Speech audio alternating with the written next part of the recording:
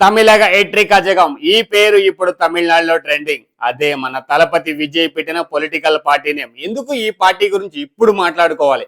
ఈ మధ్య కాలంలో వచ్చిన చాలా వీడియోస్ లో ఈ పార్టీ గురించి, తలపతి విజయ్ గురించి, ముఖ్యంగా తలపతికి జనసేనాని పవన్ కళ్యాణ్కి ఉన్న సిమిలారిటీస్ గురించి చాలా వీడియోస్ వచ్చాయి. వాటిలో కొన్ని వీడియోస్ గురించి మనం ఇప్పుడు మాట్లాడుకుందాం. నిజంగానే వీళ్ళిద్దరి మధ్య సిమిలారిటీస్ ఉన్నాయా?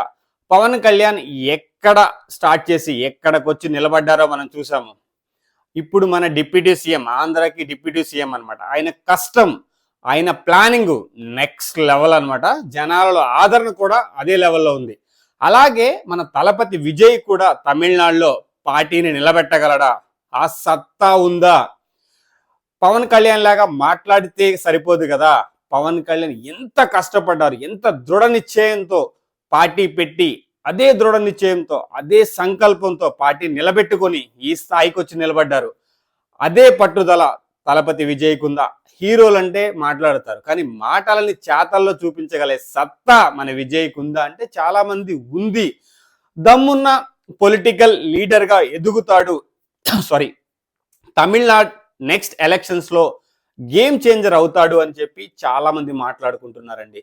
కానీ ఎప్పుడు కూడా ఒకళ్ళని పోలుస్తూ సిమిలారిటీస్ చూపించడం వరకు బాగానే ఉంటుంది, కానీ దానివల్ల వచ్చే ప్రాబ్లం ఏంటో తెలుసా? ఆ లెవెల్ని అందుకోవడం కష్టమైనప్పుడు కొన్ని నెగిటివ్ పాయింట్స్ కూడా బయటకు వస్తాయన్నమాట. ఈ మధ్య కాలంలో నేను చూసిన ఒక రీసెంట్ వీడియో బట్టి నాకు అర్థమైంది ఏంటంటే, ఇద్దరి ఆలోచనలు వేరు, ఇద్దరి ఆశయాలు వేరు, ఎక్కడా కూడా వీళ్ళ ఆలోచనలు కలవటం లేదు అనిపించింది అనమాట. ముఖ్యంగా సౌత్ అండ్ నార్త్ గురించి డిస్కషన్ వచ్చినప్పుడు ఆల్రెడీ తలపతి విజయ్ క్లియర్గా తన సభలో మెన్షన్ చేశాడనమాట. హిందీని వాళ్ళు ఎలా చేయట్లేదు, వాళ్ళ మాతృభాషకి వాళ్ళు సపోర్ట్ చేస్తున్నారు. అదే సమయంలో జనసేనాని పవన్ కళ్యాణ్ క్లియర్గా చెప్పారు, సౌత్ నార్త్ అని చెప్పి డివైడ్ చేయొద్దు, మనందరం ఒకటే, భాషలో తేడా ఉన్నా మనం ఇండియన్స్ అన్నట్టు క్లియర్గా మెన్షన్ చేశారన్నమాట. సో దీన్ని బట్టి తలపతి విజయ్, జనసేనాని పవన్ కళ్యాణ్ల దారులు వేరు, ఆశయాలు వేరు, వాళ్ళ ఆలోచనలు వేరు. తలపతి విజయ్ ఒకవేళ జనసేనాని లాగా మాట్లాడినా, మీకు అలా అనిపించినా, కంపేర్ చేయడం నాకైతే ఎందుకో కరెక్ట్ అనిపించలేదు. ఎవరి దారి వాళ్ళకి విడిచిపెట్టండి. వాళ్ళ వేలో వాళ్ళు ప్రసంగం చేసుకుంటారు, వాళ్ళ వేలో వాళ్ళు మాట్లాడతారు. సో పవన్ కళ్యాణ్ లాగా పార్టీ పెట్టారు, పవన్ కళ్యాణ్ లాగా పార్టీని ముందుకు తీసుకెళ్తున్నారు, ఖచ్చితంగా గెలుస్తారు అంటే అది ఆ స్టామినాని బట్టి, అతను టీంని ముందుకు తీసుకెళ్లేదాన్ని బట్టి, టీం అంటే పార్టీ ఒక టీంగా ముందుకు తీసుకెళ్లే దాన్ని బట్టే అతని గెలుపు, అతని రాజకీయ భవిష్యత్ అనేది ఆధారపడి ఉంటుంది తప్ప, పవన్ కళ్యాణ్ లాగా మాట్లాడినా, పవన్ కళ్యాణ్ లాగా నడిచినా, పవన్ కళ్యాణ్ లాగా బిహేవ్ చేసినా పవన్ కళ్యాణ్ అయిపోరు. సో నేను పవన్ కళ్యాణ్ సపోర్ట్ చేస్తున్నాను కాదు, ఇంకా అతనికి రాజకీయ అనుభవం లేదు, జస్ట్ పార్టీ పెట్టారు. ఒక హీరోగా సినిమాలో ఉన్న అనుభవంతో చాలా మాట్లాడొచ్చు. సినిమాలను చూసి నిన్ను ఒక హీరోగా అభిమానిస్తారేమో కానీ, ఒక రాజకీయ నాయకుడిగా నీకు గుర్తింపు రావాలి, జనాల్లో నీకు ఆదరణ రావాలంటే ఆ స్టైల్ వేరుండాలి. స్టైల్ అంటే చూపించే స్టైల్ కాదు, జనాల్లోకి ఎలా వెళ్తున్నావు, జనాల ఆదరణ పొందడానికి నువ్వేం చేస్తున్నావు, నీ మాటలో నిజాయితీ ఉందా, నిన్ను జనాలు నమ్ముతారా అన్నదే ముఖ్యమైన విషయం అండి. అది తెలుసుకొని ముందుకెళ్ళి నిలబడిన వాడే నిజమైన రాజకీయ నాయకుడు. అది పవన్ కళ్యాణ్ ఆల్రెడీ ప్రూవ్ చేసుకున్నారు. ఎందుకు ఈ వీడియో చేస్తున్నానంటే, కంపారిజన్ వద్దు భయ్యా, ఎవరిది దారి వాళ్ళది. పవన్ కళ్యాణ్ రూటే వేరనమాట. సో ఆయనలాగా ఉండడం కష్టము, ఆయనలాగా నిలబడడం కష్టము.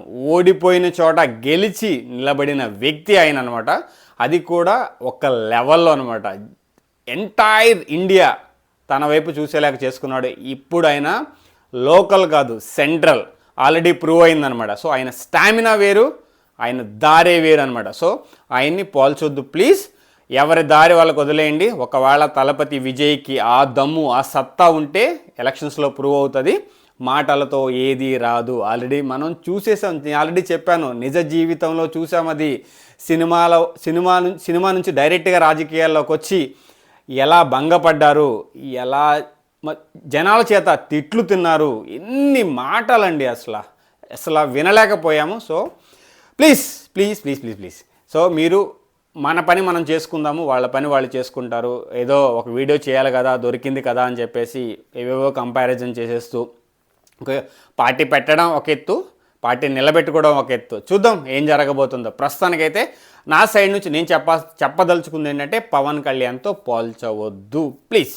ఇదేమీ ఆర్డర్ కాదు, రిక్వెస్ట్ అనమాట. ఎందుకంటే ఇది అందరికీ, ఎందుకంటే అది మనకు కరెక్ట్ కాదు, ఎందుకంటే మాట్లాడుకోవచ్చు. బట్ ఏంటంటే అప్పుడే కాదు, టైం వస్తుంది అప్పుడు మాట్లాడండి. సిమిలారిటీస్ కనిపిస్తే ఓకే, కానీ ఆ సిమిలారిటీస్ని నిలబెట్టుకునే సత్తా మన తలపతి దగ్గర ఉందా లేదా అనేది రాబోయే రోజుల్లో చూద్దాము, అప్పుడు మాట్లాడుకుందాం. ప్రస్తుతానికైతే Jai Hind Srini, signing off. Thank you, bye.